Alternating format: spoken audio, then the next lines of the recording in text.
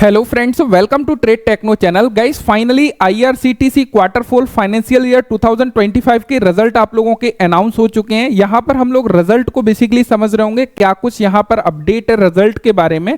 Because reason क्या है, इस वीडियो को बनाने का मेन मकसद क्या है, मैंने आप लोगों के साथ में कुछ दिन पहले एक वीडियो बनाया था जहां पर मैंने बात करी थी कि मैंने आईआरसीटीसी के कुछ स्टॉक को बेसिकली खरीदा है और उन स्टॉक को खरीदने के पीछे क्या रीजन है। मैंने हर एक चीज आप लोगों के सामने शो करी थी कि बेसिकली किस प्राइस पर मैंने स्टॉक्स को खरीदा है और उसके पीछे के रीजन क्या है। मैं उम्मीद करता हूं कि आपने उस वीडियो को जरूर देखा होगा, वहां से काफी कुछ लर्निंग आपको मिलने वाली है। और आज इसके रिजल्ट भी आ चुके हैं, तो थोड़ा सा रिजल्ट के ऊपर भी डिस्कस करेंगे और साथ ही साथ हम चार्ट के ऊपर भी देख रहे होंगे कि वहां पर बेसिकली क्या कहानी चल रही है। तो सबसे पहले हम लोग रिजल्ट को देखते हैं, देन वहां पर चीजों को समझते हैं। यहां पर आप लोग देख सकते हो इंडियन रेलवे कैटरिंग एवं टूरिज्म कॉर्पोरेशन लिमिटेड, यहां पर इसके रिजल्ट 28 मई 2025 को अनाउंस हो चुके हैं। सबसे पहले यहां पर यदि इंपॉर्टेंट अपडेट की बात करें, यहां पर ₹1 पर इक्विटी शेयर का डिविडेंड भी इन्होंने अनाउंस किया है। टोटल 2025 और 24-25 में इन्होंने ₹8 का डिविडेंड ऑलरेडी दे चुके हैं, तो काफी अच्छा डिविडेंड भी इन्होंने पे आउट किया है। यदि हम लोग रिजल्ट की बात करें तो यहां पर थोड़ा सा चीजों को समझने की आवश्यकता है, जिससे कि सारी चीजें आपको बेसिकली क्लियर होती रहे। तो यहां पर यदि हम लोग रिजल्ट देखने लगे, यहां पर ये जो भी फिगर है वो बेसिकली लाख्स में यहां पर है, हम यहां पे करोड़ में देख रहे होंगे।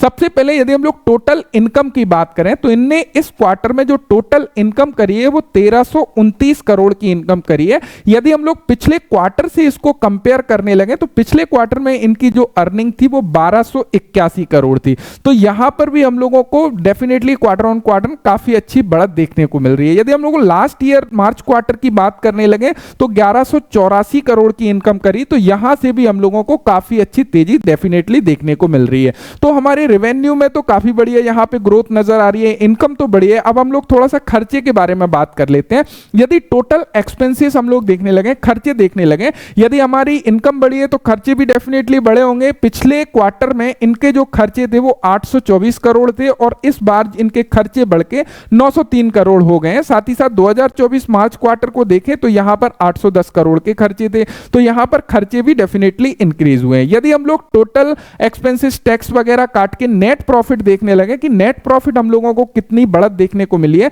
तो यहां पे इनका जो पिछला क्वार्टर था वहां पे इन्होंने जो टोटल नेट प्रॉफिट कमाया था वो 341 करोड़ का था और इस बार बढ़ के डेफिनेटली 357 करोड़ का नेट प्रॉफिट इन्होंने पोस्ट किया है, जो कि अच्छा है। यदि हम लोग 2024 मार्च क्वार्टर से इसको बेसिकली कंपेयर करने लगे तो 284 करोड़ का नेट प्रॉफिट था, तो यहां से एक अच्छी ग्रोथ हम लोगों को देखने को मिल रही है। तो यहां पे ये हम लोगों को काफी बढ़िया बेसिकली देखने को मिल रहा है। यदि हम लोग यहां पे बेसिकली देखने लगे सेगमेंट वाइज क्या कुछ हो रहा है, उस चीज को भी थोड़ा समझ लेते हैं। तो यहां पे यदि कैटरिंग के बिजनेस की बात करें तो यहां पर आप लोग देखोगे पिछले क्वार्टर में कैटरिंग के बिजनेस ने लगभग 554 करोड़ के आसपास का रेवेन्यू जनरेट किया था, जो कि इस बार लगभग 529 का है। तो यहां पर हम लोगों को थोड़ा सा कैटरिंग का बिजनेस उतना बढ़िया करते हुए नजर नहीं आया। रेल नीर की यदि बात करें तो रेल नीर का बिजनेस की यदि बात करने लगे तो पिछले क्वार्टर में इसने 96 करोड़ का बेसिकली रेवेन्यू जनरेट किया था और यहां पे 95 करोड़ लगभग यहां पे सेम हम लोगों को नजर आ रहा है। इंटरनेट टिकटिंग की भी बात करें तो यहां पर आप लोग देखोगे 34 करोड़ के आसपास था, ये हमारा जो है बेसिकली 342 करोड़ के आसपास था, यहां पे 372 करोड़ के आसपास है। तो यहां पर भी हम लोगों को ग्रोथ नजर आ रही है, क्वार्टर ऑन क्वार्टर भी नजर आ रही है, 2024 क्वार्टर से देखें वहां से भी ग्रोथ नजर आ रही है।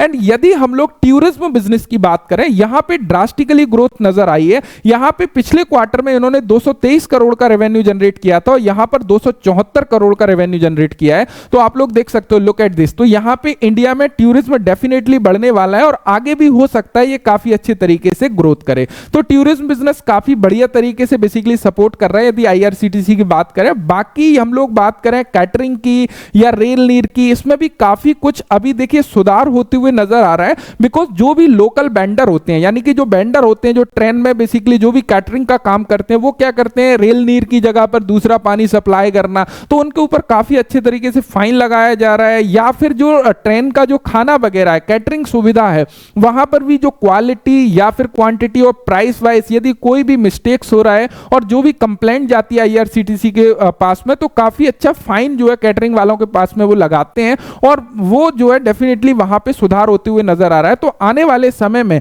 डेफिनेटली यहां पे कैटरिंग का बिजनेस भी सुधरते हुए नजर आ सकता है और हमारा टूरिज्म बिजनेस अच्छा कर रहा है, तो रेवेन्यू आगे और भी हम लोगों को बढ़ते हुए नजर आ सकता है। अभी फिलहाल में भी हम लोग देखने लगे तो हाईएस्ट एवर रेवेन्यू पर आईआरसीटीसी खड़ा है। और यदि हम लोग इनके प्राइस को बेसिकली देखने लगे तो प्राइस आप लोग क्या देख पा रहे हो यहां पर, जो कि हाईएस्ट एवर रेवेन्यू पर हमारा बेसिकली आईआरसीटीसी है, हाईएस्ट एवर नेट प्रॉफिट है और इनका जो शेयर प्राइस है वो 31% अपने ऑल टाइम हाई से डाउन है गाइस। तो यहां पे कभी ना कभी ये चीज तो आप लोगों को क्लियर है, ये शॉर्ट टर्म में भले ही रिफ्लेक्ट ना करे लेकिन लॉन्ग टर्म में दोनों को आपस में मेल खाना पड़ेगा। और यहां पर यदि हम लोग टेक्निकली भी चीजों को थोड़ा सा समझने लगे, जैसे कि चार्ट ऑलरेडी बना हुआ है, हम लोगों ने डिस्कस भी किया था इसके ऊपर, तो ये जो है प्राइस कहीं ना कहीं इसने जो ऑल टाइम हाई लगाया उसके बाद से क्या कहानी हुई, प्राइस जो है कहीं ना कहीं इस तरीके से डाउनवर्ड ट्रेंड में एक चैनल पैटर्न बनाते हुए चैनल फॉर्मेशन में चल रहा था।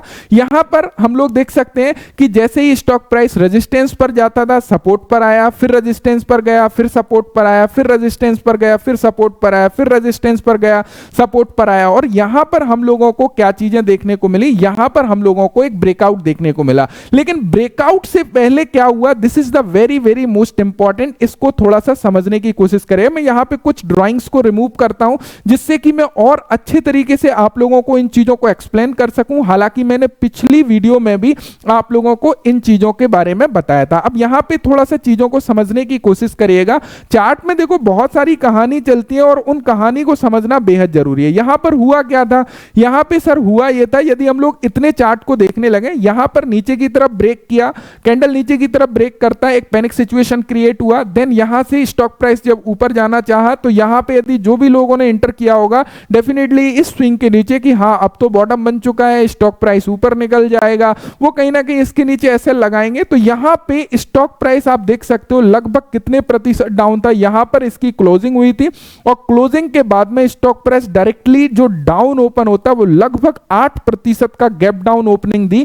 गैप डाउन ओपनिंग के बाद में यहां पर जितने भी एसएल थे उन सारे एसएल को यहां पर हिट किया और आप देख सकते हो सेम डे स्टॉक प्राइस पूरा का पूरा रिकवर कर गया और उसके बाद में स्टॉक प्राइस ने नीचे मुड़ के नहीं देखा, पीछे मुड़ के नहीं देखा और यहां पर ब्रेकआउट दिया। ब्रेकआउट के बाद में यहां पर ऊपर गया, यहां पर रिटेस्ट किया, रिटेस्ट करने के बाद में यहां पर ऊपर गया, देन यहां पर एक साथ तो ऊपर नहीं जा सकता, एक स्विंग बनाया, स्विंग बना के ऊपर जाना चाहा। और आज के दिन और भी इंटरेस्टिंग चीज और भी मुझे कॉन्फिडेंस वाली चीज नजर आई कि यहां पर जो बेसिकली इनके रिजल्ट है, रिजल्ट से पहले आज के दिन की यदि बात करें, स्टॉक प्राइस इस स्विंग के नीचे हल्का सा बेसिकली ट्रेड करते हुए नजर आया कि जो भी वीकेंड्स हैं यदि वो डरे आज जो है रिजल्ट आने वाला है, उससे पहले स्टॉक प्राइस बेसिकली 2.5% डाउन आया है, इस स्विंग के नीचे आ गया है, अब तो स्टॉक प्राइस यहां पे फिर से इस चैनल में आ जाएगा, तो वो सारे डेफिनेटली आउट हो चुके हैं। कल देखते हैं किस तरीके का बिहेव स्टॉक प्राइस में रहता है। चांसेस है कि काफी जल्दी हम लोगों को ये जो है टारगेट देते हुए नजर आएगा। इसका जो पहला टारगेट है वो हमारा लगभग 830 रुपए के आसपास है, सेकंड टारगेट 860 रुपए के आसपास है एंड ये हमारा 1000 के आसपास और ऑल टाइम हाई तक लगभग हम फाइनल टारगेट के आसपास तक रखने वाले हैं। Thank you so much guys video देखने के लिए और मुझे उम्मीद है कि इस वीडियो से इंफॉर्मेशन मिली होगी और इस वीडियो को बनाना इसलिए और जरूरी हो गया था बिकॉज इससे पहले आईआरसीटीसी की ऑलरेडी मैंने वीडियो आप लोगों के लिए बनाई हुई थी जहां पे हम लोगों ने सारी चीजें डिस्कस करी। यदि उसका रिजल्ट अनाउंस हुआ है तो डेफिनेटली आप लोगों के साथ में डिस्कस करना बनता है। यदि आपको वीडियो से इंफॉर्मेशन मिली है तो एक थम्स अप जरूर करिएगा। Thank you so much video देखने के लिए। Thanks for watching and bye bye.